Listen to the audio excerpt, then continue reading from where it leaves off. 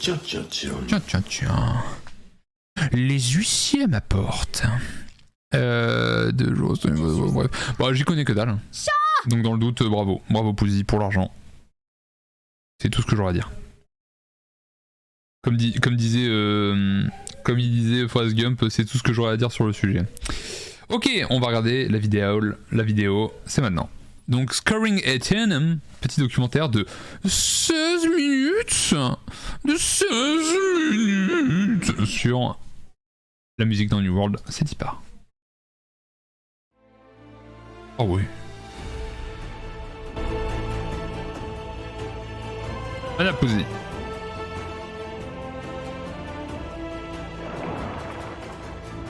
Voilà, attendez, par contre, par contre, Pouzy, c'est logiciel de mixage ne veut pas dire partition HD, source VFX, c'est fait.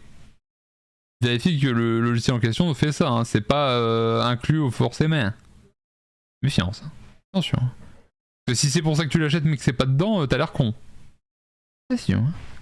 Mais oui, c'est beau. Amazon Games' New World is a game that feels epic everywhere you look. From the lush, verdant forests c'est de la HD ça? Ah ouais. Okay.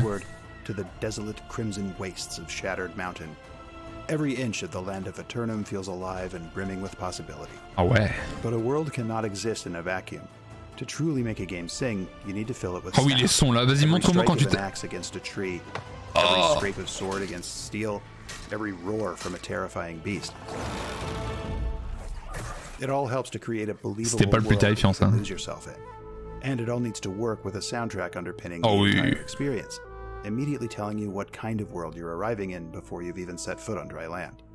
New World's audio director Jean-Edouard Miclot knew that Aeternum... Oh, Jean-Edouard Miclot. Je me demande d'où il vient. ...to have a soundtrack that could be both grand and intimate. It needed to feel epic, but also believable. For inspiration, the team looked to one of the most successful fantasy franchises of all time. Ouais. Game of Thrones. Tiens donc. With this show, Ramin Djawadi created some of the most iconic and evocative themes in television history. Naturally, he would be the perfect fit to bring the sounds of Aeternum to life. Ah, c'est le mec de Game of Thrones qui a fait ça? Campbell, who he had worked with on Game of Thrones and Westworld, to start figuring out the sound of the game. So we started the conversation with them long before we had a game. Everything changed when Ramin and Brandon joined the team. Something really big was starting to happen. Patrick Gilmore actually reached out and just pitched the game to us, actually. He said, look, there's this game, it's a huge world, and he just kind of started this and immediately caught our attention, and we said, oh my god, this sounds amazing. Ah, il y a moins de leitmotiv que dans Game of Thrones, mais c'est cool. Après, j'ai pas entendu la musique de toutes les zones. Getting something off the ground for the first time is also kind of frightening and challenging at times. Ramin and Brandon were brought on board at an early stage of the project, and as such, they were presented with something of a blank slate to work with. Oh ouais. Creating a soundscape for a world that hasn't yet taken shape was a daunting task. Ouais, je crois que je vois de laquelle tu parles, le style. Cautious excitement. The beginning is definitely the slowest part, right? You start from scratch, you try to figure out your tone, your instruments, your melodies. Ah ouais, j'ai été dur avec la musique de New World, elle est cool quand même. C'est pas mon OST favorite, mais elle est très sympa quand même. Parce que genre ce passage il est vachement cool. And as music is then being implemented and being put into the game, we then go and record the live orchestra, and then that gets replaced in the game with what our original demos were.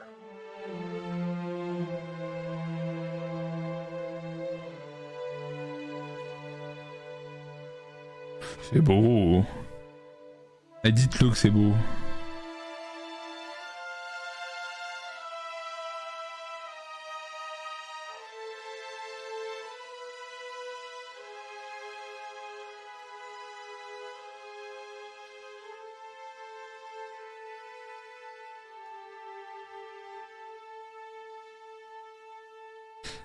J'ai aucun problème avec le son de New World par contre, je trouve juste que la musique manque par moment un peu de punch et de thèmes marquants. Mais la musique elle est très bien, par contre ça j'ai jamais dit le contraire. T'as un problème avec les murlocs, Pif?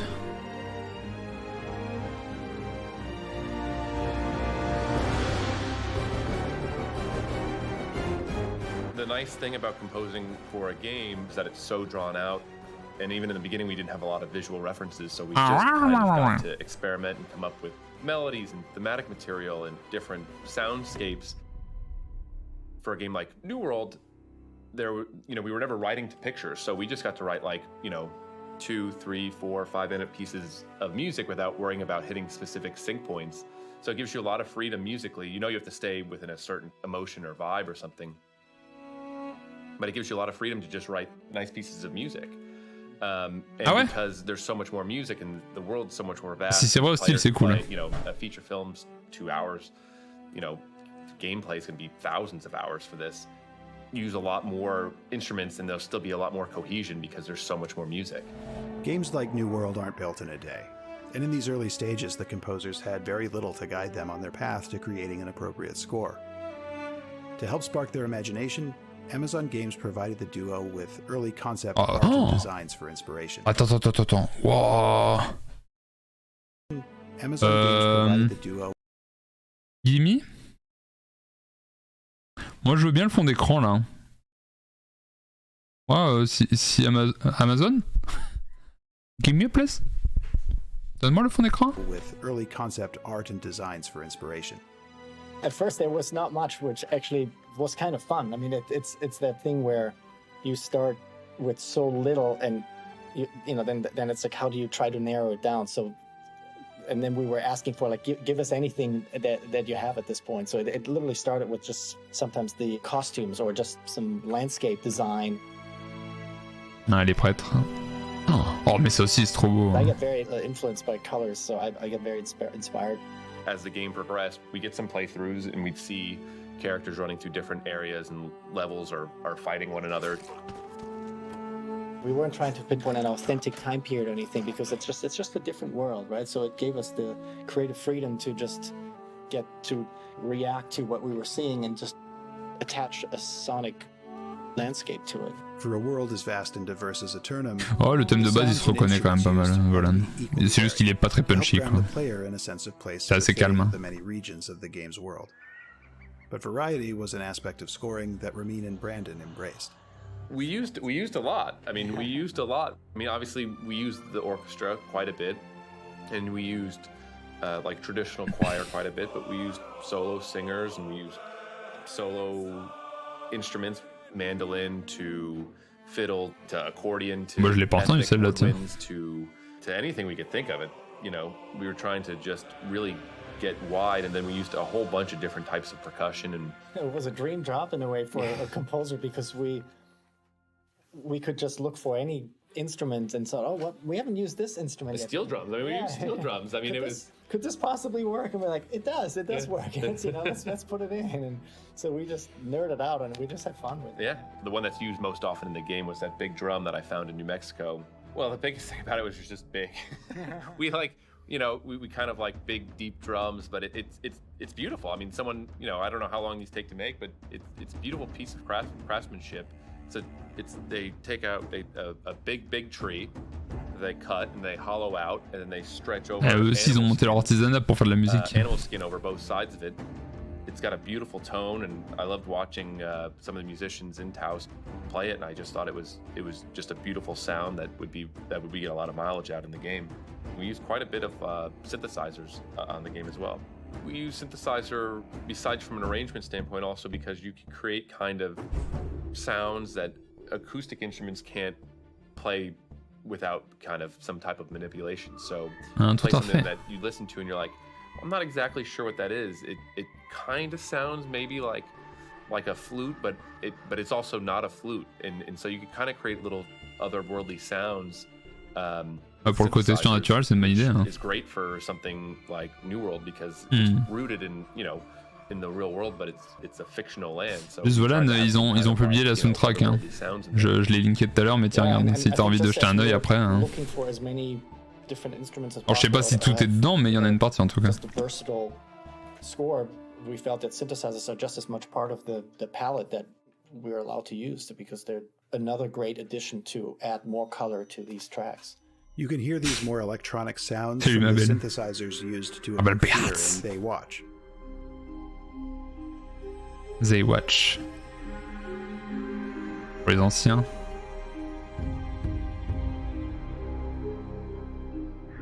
Or the cosmic forces in Miracle of Azoth. Oh.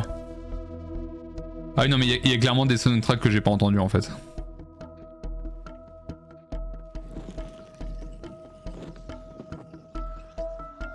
Ah ok, il y a clairement des trucs que j'ai pas entendus en fait. Donc c'est pour ça aussi que j'ai jugé un peu vite. Hein. Elle est cool celle-là. In contrast, acoustic sounds were used to inspire feelings of community or hope, which brings us to the game's main theme, simply titled Aeternum. Ah, le thème principal. That was one of the first tracks we worked on, right? That was the one where we tried to identify and capture the overall mood of the game. Bah, quoi, en fait, ouais, le thème principal, on l'a, hein. Ça peut aller, on attend Koh-Lanta. Quoi, c'est le mardi soir Koh-Lanta? Ah merde. Je fais concurrence à Denis. Désolé Denis.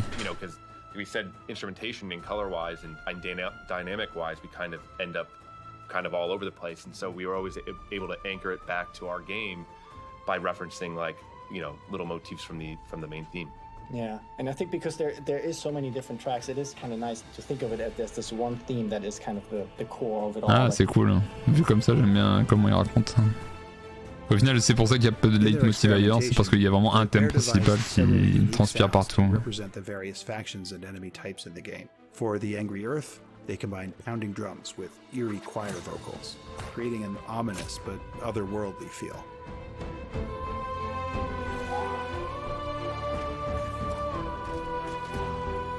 For the Corrupted, they used staccato strings to create a sense of dread. Oh.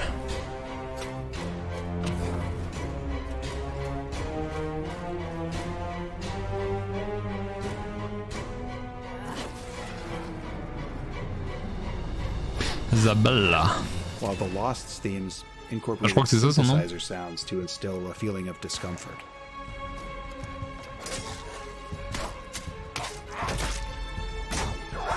Je pense que ça doit rester les anciens, mes ennemis préférés du jeu pour l'instant. J'aime bien taper sur les squelettes, moi. The Ancients, being the precursors to all the various enemy types, used a mixture of all these disparate elements. Oh, les belles sont armures, les jeux la même.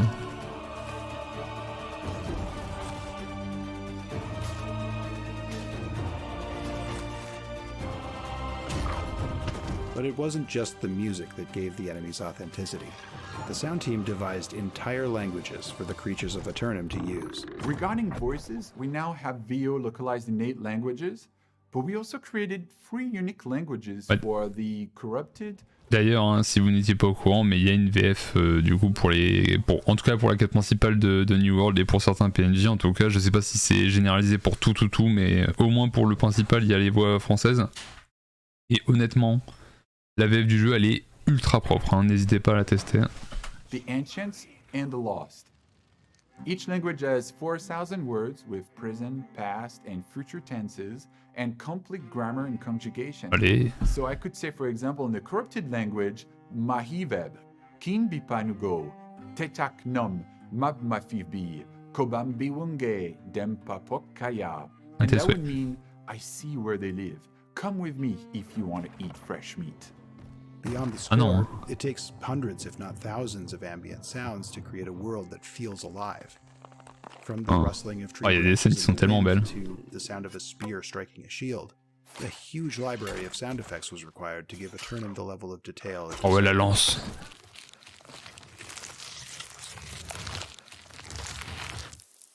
Ah, c'est bien ça. Aucun arbre n'a été blessé pour faire New World, c'est beau, non?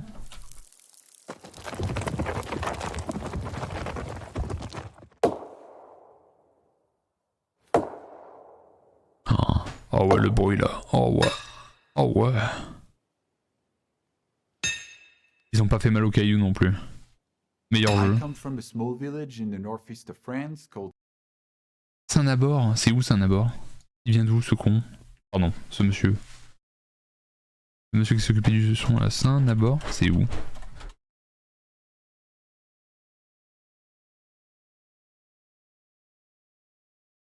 C'est où? Oh, il est d'Épinal, le monsieur Belfort, Montbéliard et de ça, on présente. Orgasme auditif. Ah, de ouf, hein. Oh là là. Oh, représente la France. La France s'est occupée du son, les gars. Salut Amino. Amino.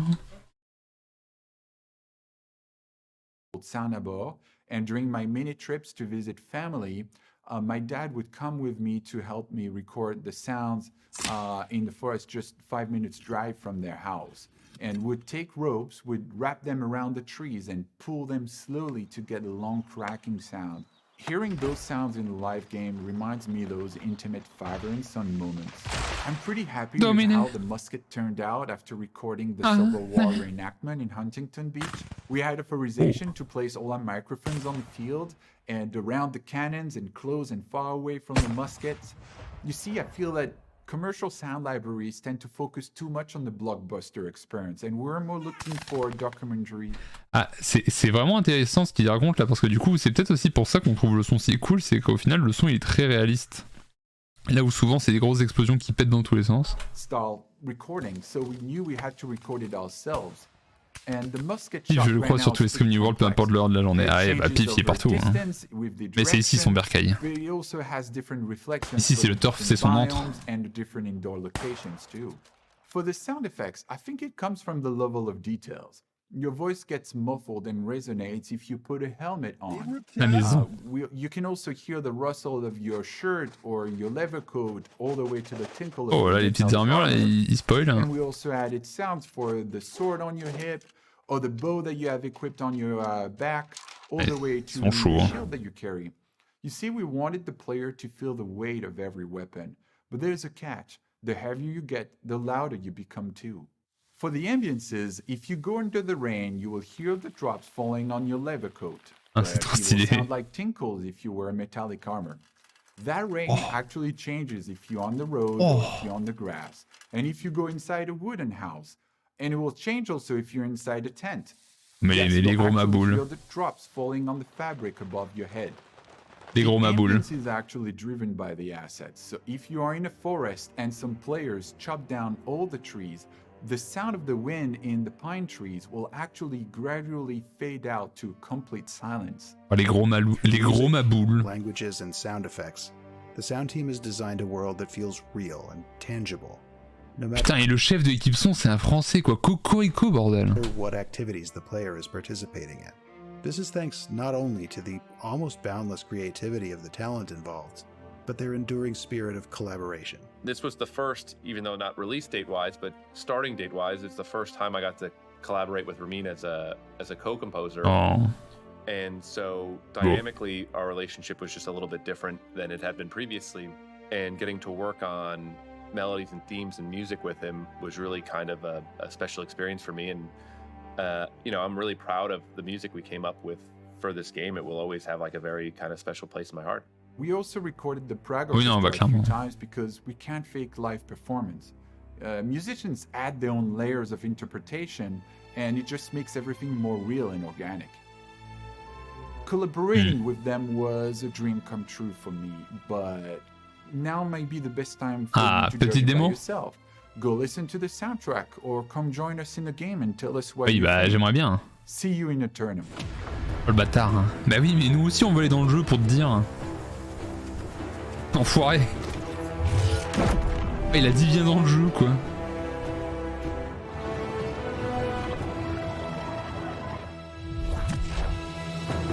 Let's go.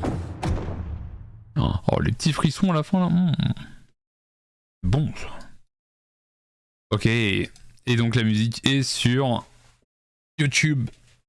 Je vous remets une dernière fois le lien de la zik. Si vous avez envie d'aller écouter l'OST ensuite. Bon bah c'était très très bien. Je m'attendais à une petite vidéo genre pépouze, mais en fait non, elle était longue, c'était cool. Et très intéressante. J'aime bien moi les making of. En général t'apprends plein de trucs cool. Les petites trivia. Et coucou YouTube, Cléclou. Ah bah décidément mon pseudo se fait de plus en plus défoncer la gueule. Hein. En tout cas, vous vous êtes investi, hein, ça c'est beau. Bon, excusez-moi, il me faut de l'eau.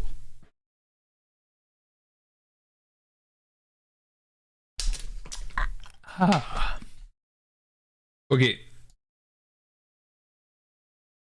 non, le son, c'est... Mais de toute façon, le son, en fait, je me demande si c'est pas le premier truc qui m'a frappé quand j'avais découvert le jeu sur la bêta fermée en août. Enfin, au début août, justement, moi j'étais arrivé à la toute fin de la bêta et je m'attendais à rien du tout du jeu. Et je crois que le premier truc qui m'a fait dire ouais c'est pas juste un random jeu, vas-y cherche un petit peu à comprendre ce qui se passe parce que ça a l'air cool. Je crois que c'est le premier moment où j'ai commencé à couper un arbre et que ça a fait toc toc dans la forêt, j'ai fait ok. Il se passe des trucs.